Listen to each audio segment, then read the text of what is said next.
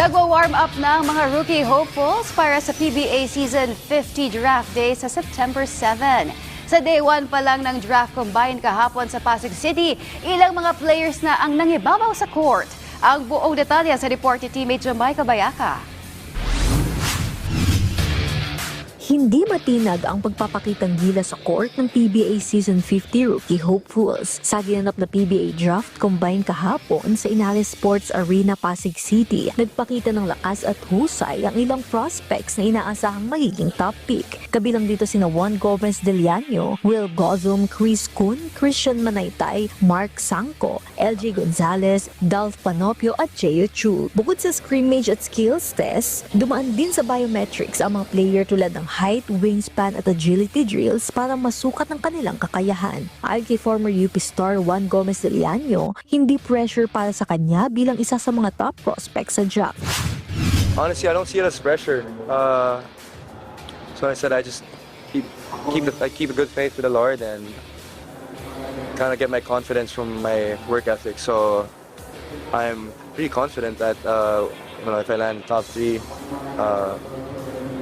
I don't see it as pressure naman.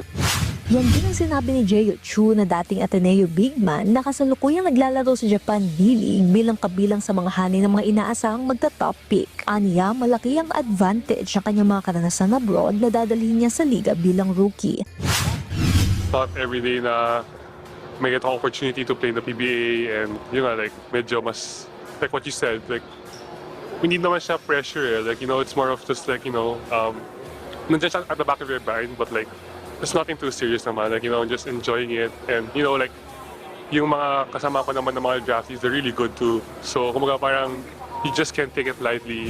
Ayon naman kay LJ Gonzalez, dating king tama raw ng FEU, handa siyang makipagsabayan sa mga veteranong manlalaro kung sino man ang team na pipili sa kanya.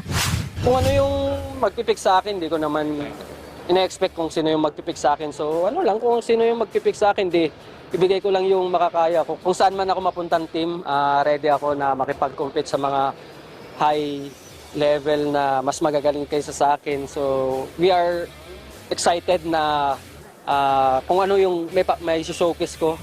Samantala, naniniwala naman si Dolph Panopio, former Gilas Youth star, na ito ang right timing para sa kanyang karera sa PBA. Inamin nito na pangarap ito ng kanyang pamilya para sa kanya.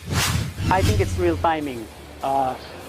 Naswerte po ako ng Chamba. I really feel blessed and it was a family decision, so I think it was just real timing. But it's PBA is something that also I wanted to do and it's something that I really looking forward to. Naging emosyonal pa si Panopio nang iali ang kanyang laban para sa pamilya na nasa Italy. Everything is new and I do this for my family. And I wish they're here to watch and support, but it's hard because, being far from family, you gotta learn and do a lot of yourself. But it's something that I really look forward and appreciate because it's something that I want to do.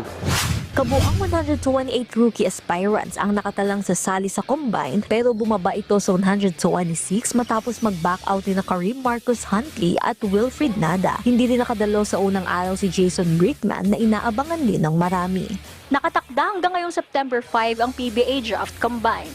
Maghahanda ito para sa final draft day sa September 7. Nagaganapin naman sa Mall of Asia Music Hall.